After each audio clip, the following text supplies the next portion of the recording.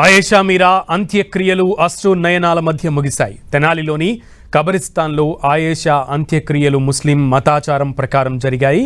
తెనాలిలోని ఆయేషా మీరా ఇంటి దగ్గర బంధువులతో కలిసి ముస్లిం సాంప్రదాయం ప్రకారం ప్రార్థనలు చేశారు. ప్రార్థనల అనంతరం కబరిస్తాన్లో ఆయేషా మీరా అస్థికలకు అంతిమ సంస్కారాలు నిర్వహించారు. ఉదయం ఆయేషా మీరా అస్థికలను ఆమె తల్లిదండ్రులకు అప్పగించారు. దీంతో కూతురి అస్థికలను తీసుకున్న ఆయేషా తల్లిదండ్రులు కోర్టు నుంచి అంబేద్కర్ విగ్రహం వరకు ర్యాలీగా వెళ్లారు. ఆయేషా మీరా తల్లిదండ్రుల కన్నీళ్లు, ఆవేదనల మధ్య ర్యాలీ జరిగింది. ఈ ర్యాలీలో న్యాయం చేయాలంటూ ముస్లిం పెద్దలు ఆందోళన చేపట్టారు. సిబిఐ న్యాయం చేయలేకపోయిందంటూ నిరసన తెలిపారు. ఆయేషా మీరా తల్లిదండ్రులు జడ్జి ముందు బోరున విలపించారు. పోలీసులు, సిబిఐ తమకు న్యాయం చేయలేదంటూ కన్నీటి పర్యంతమయ్యారు. బాధితులను నిందితులను సాక్షులుగా ఈ వ్యవస్థలు మార్చాయని రోధించారు.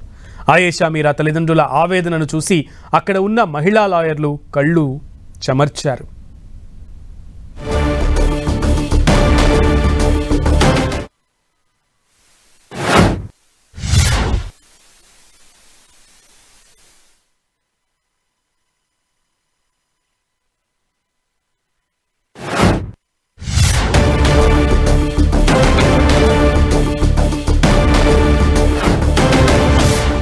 తన కూతురికి ఈ రోజు వరకు న్యాయం జరగలేదన్నారు ఆయేషా తండ్రి ఇక్బాల్.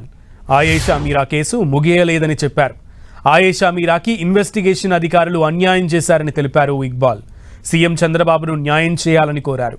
హైకోర్టు సిట్టింగ్ జడ్జితో జ్యుడిషియల్ ఎంక్వైరీ వేయాలన్నారు ఆయేషా తండ్రి ఇక్బాల్.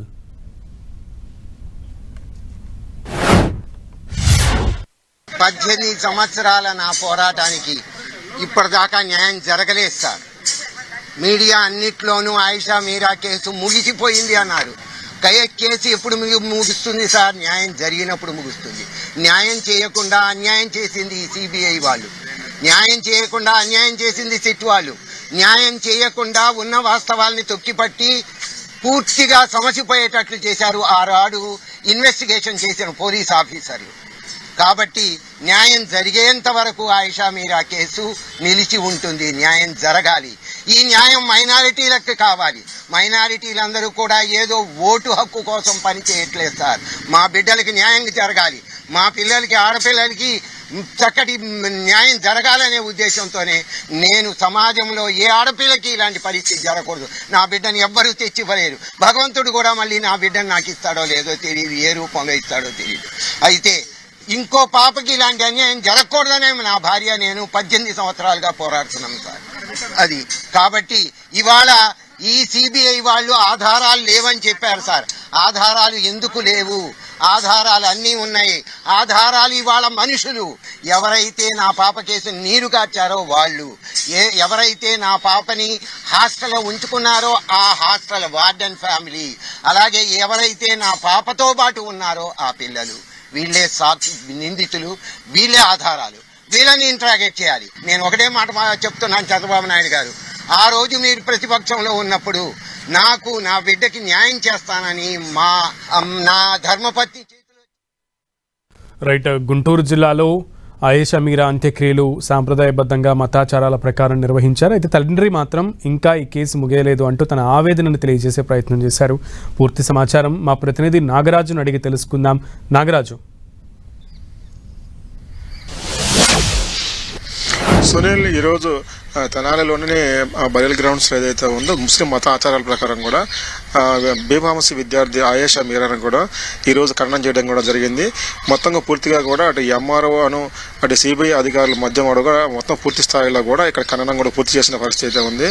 మరోవైపు ఆయేషా మీరా తల్లిదండ్రులు కూడా పూర్తి స్థాయిలో కూడా బాధపడుతున్నారు. ముస్లిం మత పెద్దలు కూడా ఓ పక్క నుంచి ఇక్కడ కూడా ఇటు సిట్ కానీ మరోవైపు సిబిఐ కానీ ఎటువంటి న్యాయం చేయలేదని చెప్పేసి అని కూడా ఆవేదన వెలుగు చేసే పరిస్థితి అయితే ఉంది. ఆయేషా మీరా తండ్రి ఇక్బాల్ అయితే మాత్రం ఎవరైతే తన కూతురు ఉన్నారో ఆ కూతురు కూడా తగిన న్యాయం చేయలేదని సిబిఐ కానీ సిట్ కానీ ఎన్నో బృందాలు చేసినా కానీ తమకు న్యాయం జరగలేదని చెప్పేసి ఆవేదన వెలుగుచ్చుతున్నారు.